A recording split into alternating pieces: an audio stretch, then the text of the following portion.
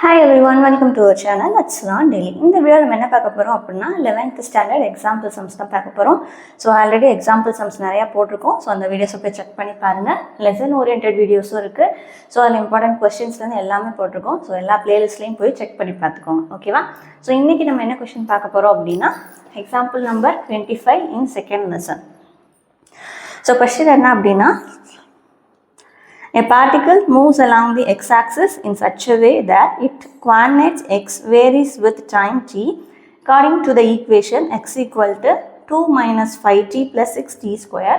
What is the initial velocity of the particle? ஒரு particle x-axisல move ஆகிட்டு இருக்கு. அதோடைய x உடைய variation position of the particle in x-axisல டைமை பொறுத்து எப்படி இருக்குன்னு சொல்லி கொடுத்துட்டாங்க ஒரு ஈக்குவேஷன் ஃபார்மேட்டில். அதுலேருந்து இனிஷியல் வெலாசிட்டி கால்குலேட் பண்ண சொல்லியிருக்காங்க. ஸோ அப்போது ஃபஸ்ட்டு எக்ஸோடைய வேல்யூ எவ்வளோ அப்படின்னா 2 minus 5t plus 6t square. So இது ஆக்சுவலாக எதை தான் மென்ஷன் பண்ணுது, அந்த பார்ட்டிகளோட பொசிஷனை தான் மென்ஷன் பண்ணுது எக்ஸாக்சிஸில். ஸோ அப்போ இது என்ன தான் உங்களுக்கு அந்த டிஸ்பிளேஸ்மெண்ட்டை தான் மென்ஷன் பண்ணுற ஒரு ஈக்குவேஷன். இதில் இந்த வெலாசிட்டி கால்குலேட் பண்ணிடலாமா? வெலாசிட்டி ஃபார்முலா என்னது? v equal to dx by dt.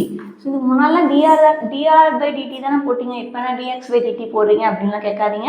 ஆர்ன்றது position vector, எக்ஸ்ன்றது டிஸ்பிளேஸ்மெண்ட். ஸோ உங்களோட ஸ்டேட்மெண்ட் படிக்கும் போதே நீங்கள் படிச்சிருப்பீங்க.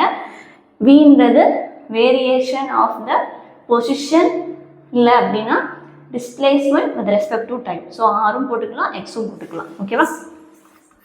ஸோ அப்போது d by dt ஆஃப் 2 minus 5t plus 6t square. So அப்போ உள்ள போய் பிரிச்சு எழுதிக்கிட்டிங்கன்னா d by dt of 2 minus 5ன்றது கான்ஸ்டன்ட், உள்ள வேரியபிள் இருக்கிறதுனால தனியாக பிரித்து எழுதிக்கிறோம், into t plus 6 d by dt of t square. So எல்லா சமக்கும் பிரிக்கல எது பிரித்து எழுதுறீங்க அப்படின்னு நினைக்காதீங்க. ஸோ பிரித்து எழுதலாம், இல்லை பிரிக்காமல் நீங்கள் இங்கேருந்து டேரெக்டாக ஆன்சர் எடுத்து எழுதினாலும் எழுதலாம். உங்களுக்கு குழப்பாது அப்படின்னா இங்கேருந்து டேரெக்ட் ஆன்சர் எழுதிடுங்க, இல்லை அப்படின்னா நோ ஸ்டெப் எழுதிட்டு எழுதுங்க. ஸோ கான்ஸ்டன்ட்டை டிஃப்ரென்ஷியேட் பண்ணால் இப்போ என்ன வரும்? 0. ஸோ இந்த வீடியோ ஆல்ரெடி நம்ம போட்டிருக்கோம், அதை போய் செக் பண்ணி பார்த்துக்கோங்க. ஓகேவா? நெக்ஸ்ட்டு 5 அப்படியே போட்டுருங்க.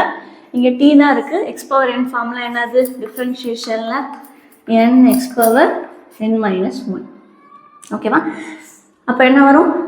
இங்கே வெறும் t தான் இருக்குது. ஸோ t பவர் 1 இருக்கிறதா அர்த்தம். 1 into t power 1 minus 1 plus 6 into இதுவும் x பவர் n தான். So 2 into t power 2 minus 1. என்னுக்கு பதிலாக 2 இருக்குது. ஸோ அப்போ சால்வ் பண்ணிங்கன்னா 0 விட்டுருங்க. மைனஸ் 5 t பவர் 0ன்னு வரும். anything power 0 1. ஸோ அப்போது இங்கே இன்ட்டு 1ன்னு வந்துடும். Plus 6 2s are 12. ஸோ இது 2. ஓகேவா? t பவர் 2 minus 1 2 minus 1 பண்ணிங்கன்னா 1. ஸோ வெறும் t மட்டும் கிடைக்கும். அப்போ இங்கே ஆன்சர் என்னது உங்களுக்கு? v உடையது -5 + 12t. ஆக்சுவலாக நமக்கு என்ன கேட்டிருக்காங்க? இனிஷியல் வெலாசிட்டியோடைய வேல்யூ என்னன்னு கேட்டிருக்காங்க. இனிஷியல்னா ஸ்டார்டிங். எப்போ ஸ்டார்டிங் எப்படி நம்ம கண்டுபிடிக்கிறது? எல்லா பார்ட்டிகளும் ஸ்டார்டிங்கில் ரெஸ்ட்டில் இருந்து தான் மூவ் ஆக ஆரம்பிச்சிருக்கும். மோஸ்ட்லி எல்லா பார்ட்டிகளுமே கிடையாது, மோஸ்ட்லி. சரியா? சில பார்ட்டிகள் மூவ்மெண்ட்டில் இருக்க ரெஸ்ட்டுக்கு வரலாம். ஸோ அந்த கண்டிஷன்ஸும் இருக்குது. நார்மலாகவும் ஒரு ஆப்ஜெக்ட் பொசிஷன் சேஞ்ச் ஆகுது அப்படின்னு சொல்லி மென்ஷன் பண்ணியிருக்காங்கன்னா அதோடைய இனிஷியலாக ஸ்டார்டிங்கில் இருந்த டைமோட வேல்யூ 0. ஓகேவா? ஸோ அப்போ இங்கே டீயோடைய வேல்யூ எப்பவுமே என்ன தான் போடணும்? இனிஷியல்னாலேயும் 0ன்னு போட்டுடலாம். ஸோ போட்டு சப்ஸ்டியூட் பண்ணிங்கன்னா என்ன வரும்? -5 + 12 into 0. So v equal to -5 m/s. So இதுதான் ஃபைனல் ஆன்சர். கரெக்டாக? கரெக்டு. -5 m/s. ஸோ இங்கே ஏன் நெகட்டிவ் சைன் இண்டிகேட் பண்ணியிருக்கு அப்படின்னா இது நெகட்டிவ் எக்ஸ் டைரக்ஷனில் உங்களுடைய வெலாசிட்டி இருக்குது. இப்போ பார்ட்டிகிள் வந்து நெகட்டிவ் எக்ஸ் டைரக்ஷனில் மூவ் ஆகிட்டு இருக்குன்னு அர்த்தம். ஓகேவா? ஸோ இந்த நெகட்டிவ் சைனுக்கு அதான் அர்த்தம்.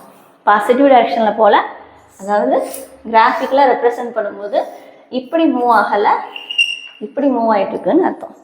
இது X access minus X access. Answer வந்து இந்த சைடு இருக்குது அதனால. ஓகேவா? ஸோ அப்போ இங்கே என்ன பண்ணியிருக்கோம்? பொசிஷன் கொடுத்துருக்காங்க, அதாவது இன் டேர்ம்ஸ் ஆஃப் எக்ஸ் கோஆர்டினேட்ஸில் எக்ஸோடைய value with respect to time கொடுத்துருக்காங்க. ஸோ ஸோ வெலாசிட்டி கால்குலேட் பண்ணுறது டிஸ்பிளேஸ்மெண்ட்டுக்கு ஃபார்முலா என்னது v = dx/dt டிஸ்பிளேஸ்மெண்ட் வச்சு எழுதும்போது வெலாசிட்டிக்கு. ஸோ டிஃப்ரென்ஷியேட் பண்ண போகிறோம், ஒரே ஃபார்முலா தான், x⁴n ஃபார்முலா மட்டும் தான் யூஸ் பண்ண போகிறோம். கான்ஸ்டன்ட்டுக்கு 0 சப்ஸ்டியூட் பண்ணிங்கன்னா ஒரு ஈக்குவேஷன் கிடைக்கும். நமக்கு இனிஷியல் வெலாசிட்டி கேட்டிருக்காங்க. இனிஷியல்னா ஸ்டார்டிங், எப்பவுமே ஸ்டார்டிங்கில் டைமோட வேல்யூ t = 0. ஸோ t = 0 அந்த ஈக்குவேஷனை சப்ஸ்டியூட் பண்ணிங்கன்னா வியோட வேல்யூ கிடச்சிடும். வியோட ஆன்சர் நமக்கு -5 m/s வந்திருக்கு. ஸோ மைனஸில் இருக்குது அப்படின்னா நம்மளோட பார்ட்டிக்கல் ஆப்போசிட் டைரக்ஷனில் மூவ் ஆகுது அப்படின்னு அர்த்தம். ஸோ அப்போது ஸ்டார்டிங்கில் இங்கே எக்ஸ் ஆக்சிஸ்ன்னு மென்ஷன் பண்ணாங்க, அப்போ இங்கே நெகட்டிவ் எக்ஸ் ஆக்சிஸில் அந்த பார்ட்டிக்கல் மூவ் ஆகுது அப்படின்னு சொல்லி நம்ம கண்டுபிடிச்சிக்கலாம். ஓகேவா? ஸோ ரொம்ப சிம்பிளான சம். இது வந்து 2 மார்க்கில் வந்து நிறைய தடவை கேட்டிருக்காங்க.